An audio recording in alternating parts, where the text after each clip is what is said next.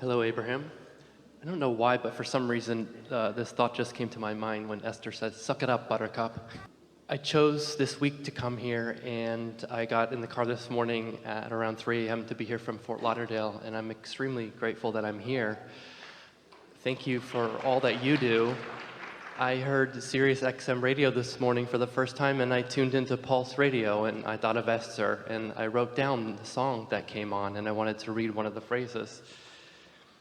It was a Rachel Platten song, and the words were, "I'll tell the world, I'll sing a song. It's a better place since you came along." So thank you, Esther, for all you do. We are all in this together, aren't we? Yes. Yeah. I had to take the cruise control off twice during the drive. Once was for a semi-truck, and the other one was for a vehicle that had Alabama plates. And when I was in the hot seat last year, you spoke of the rapper from Alabama. So that was another sign for me.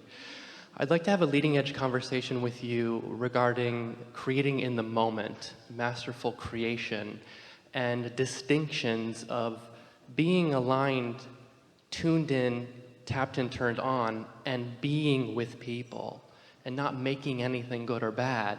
Before you go further, and we want you to wrap back around and give all this to us again, but we want to say something just to sort of get this off on a stable footing, and that is creating in the moment. There are two things that you predominantly do that cause you to create in the moment. One is you're having a negative moment where you're putting something in the vortex. Remember earlier we said all of your creation is happening in step one. Does that shock you? Because it causes you to focus. You never know more clearly what you do want than when you're looking right at what you don't want. And so one of the two times is when you're experiencing something you don't want. That's when you're creating in the moment. The other way that you create in the moment is by being in a state of allowing, where you can allow yourself to be receptive to impulses that move you in the direction of what you want. That's what creating in the moment is. And when you think about it, the first part's really easy because you can't stop creating in those moments. There's no possible way that you cannot continue to have step one moments. And sometimes you think that what you're hearing from us is negative emotion is not a good thing, so don't ever have any step one moments. That's not what we're saying. We're saying let your step one moments happen as they naturally will, and be happy for the step one moments that have created something in the vortex. So that part of it you can't control. It's going to happen. Life's coming to you. Sometimes it feels like it's coming at you. You're doing those step one moments all the time, and step two is source takes care of it. That's not your work. But the creating in the moment that you're getting at is it's just practicing creating an atmosphere so that I can receive. That's all it is. The best possible way that you could be creating in the moment, since you can't do anything about the step one stuff because that's going to happen, it's just going to happen. The best possible thing you could do to create in the moment is find as many ways to feel as good as you can possibly feel. As much stuff that blisses you out, as much stuff that you enjoy. In other words, that's as rough as it gets. Last year you said people are going to say, "What's gotten into you?" And that's true, sort of, because I feel that way mostly. And when I'm in meditation every morning, it's not to fix something or to do anything. It's just to quiet my mind, to receive and to get in that inspirational space.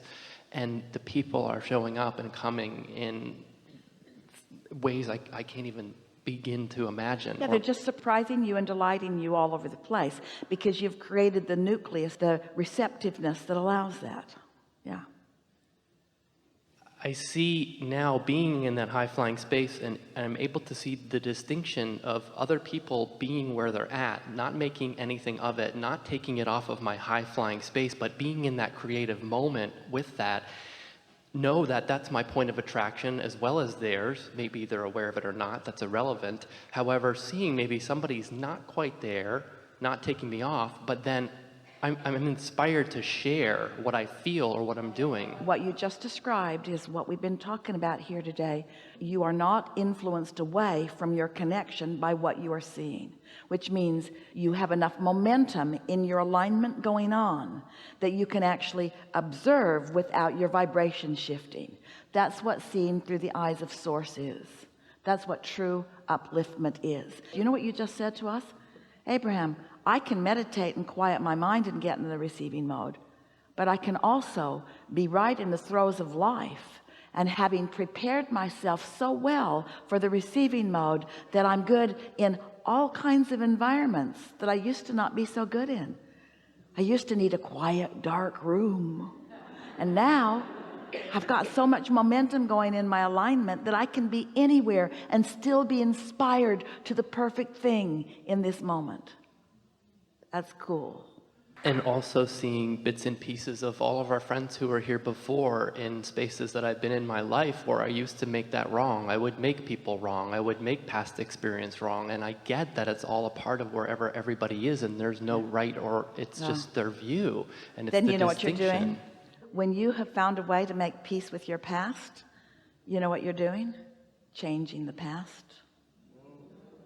Because it was only perceptual anyway. What past is the real one anyway? Who would you like to write the history of what's going on in your nation today? Who could accurately write it with all the different vantage points? What could they possibly put in the history book that would have any real form of any true reality when it's such a combination of so many different perspectives? So when you are able to feel good about a past that at one time you didn't feel good about, you're seeing it through the eyes of Source, you are changing the past. And the parts about it that bothered you can therefore never come back and bother you again, because those parts don't exist, because they only existed in your perception anyway. And people show up differently. They do. Oh, changing your neighbors. How you feel about people is influential. When you have discovered how to truly love, the loveliest people shows itself to you. The loveliest parts of them come out of the woodwork and surprise you. Whoa, where did that come from? I'm used to you being different. And I remember you shared when something to the extent of, I remember when I made you a bitch or whatever perspective was like the worst perspective you're bringing out in that person, because I can see it and get it. And it had such a profound shift with my mom and my family and my parents, and to see them and be there with them, just really wholeheartedly just be with people. And then here's what you're really reaching for, being the teacher born to be, an uplifter that you are.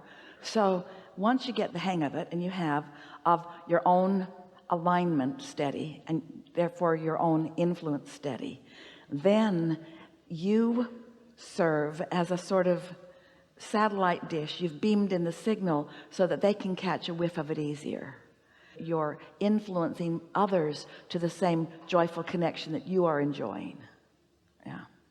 And they might come, they might not, but them not coming and that not bothering you is a really good sign. And it's so funny, because I remember when I looked at people a certain way, especially the family, because they're the greatest fun. And I now see where they're like, oh wow, by my example of what I'm being and doing, not trying to fix them or looking at them, just leaving them alone, that they want to spend time with me more. They're interested in what I'm doing in my life, and they want to be with me. I know, I get it, but to know and get it, and to have the lesson or to hear it is so completely different than life experience. And this week, I've been experiencing something more where I felt somebody came into my life where maybe they didn't know where they were going, and I saw that, and she came in, and through my guidance and with our interaction and through what I saw with her and her with me, I felt like she expanded, and so did I, and the goosebumps. It's always that way. Can't be otherwise. And before, I never experienced, like, the whole of me was shaking, like I was vibrating, like just pulsing through me. Every hair on my body was standing up, because I was like, this must be the magical moments that the life is really made of, like true, real expansion. What a moment like that is really indicating is you moving into a fuller accessing of the wholeness of who you are. And the reason that it felt that way to you physically is because that sensation was you getting up to speed with you. When Esther first began speaking for us, and first she was sitting because she was so unstable, the mixing of the energies was unsettling to her, but then eventually she began standing, The coming of Abraham was the way she described it. Really, it was the lifting of Esther that was happening. It was our dominant energy and her being close enough to it that we could call her into it, but it gave her a sensation of swooning, a little disorientation for a little bit. But she doesn't have that anymore. But it doesn't mean that the alignment is not as complete. It just means she didn't have to go so far to get it. You see what we're getting at? And so these sensations that you have are about your energy adjusting upward, just like negative emotion is your energy adjusting downward, or it's you being influenced away from your natural influence. And we want to just punctuate that, because everyone that you're meeting, it is natural for them to be drawn to you when you are in your alignment. And the more you're in alignment, the more you begin to realize how easy it is to influence people to that. That's why music concerts are filled to the brim. People want to feel good. If you were to give me and everyone who's here today the single best advice as to what to be in the moment, to really truly wholeheartedly speak, to be an uplifter in the moment to the core of your being, what would you say? Would there be a rampage? Would there be a dialogue? What can you offer us? This is what we wish you to know. Your best focus, or work if you want to call it, or attention if you want to call it, in any moment in time, is to be advocating your best influence, which means it's your constant attention in the preparation and maintenance of your vibrational atmosphere, because it's about reception, which means it's about tuning, which means it's about allowing the well-being. So it's about selectively sifting. And really, you know what it starts with? So this is the answer that your question is calling from us in a powerful way. Be nice to you. Be nice to you. Rest well. Eat well. Get out where beautiful things are. Play with people who are fun. Think thoughts that feel good. Watch movies that are uplifting. In other words, be nice to you. The other parts of it, the step 1 and the step 2, take care of themselves without you even needing to know what you're doing. But step 3, that receptive mode, you got to tend to it, which means be nice to yourself and quiet your mind every now and again. But be nice to yourselves. Think nice things about yourself and think nice things about others. Netflix sent Esther an email. They know her personally. With a recommendation of something that she might want to see. She looked at it and she said, "Do you even know who I am?" It was such an odd recommendation.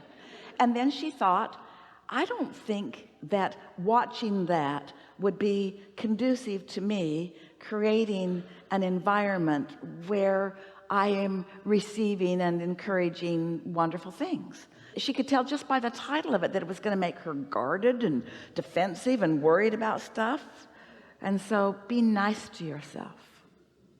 Advocate for yourself. One day, Esther was grumbling at Jerry about something. Hard for her to imagine now because she only remembers him as perfect now.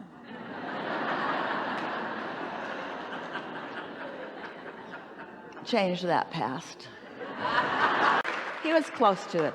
But he said to her one day when she was grumbling at him, "I think it would be nice if you would pretend that I'm Kate."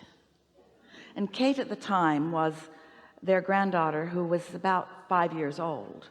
And Esther did not have the ability or the capacity to think anything other than lovely thoughts about Kate. It couldn't happen. And Jerry thought that he would like to be held in that same light by Esther. And that's sort of what we're getting at. Pick your favorite whatever it is on the planet and pretend that you're it. And treat yourself as you would treat that. Be nice to yourself. And that will go the furthest of anything that you might do to creating this petri dish neutrality of an atmosphere that will allow yourself to be so receptive to the wisdom and the love that is naturally who you are.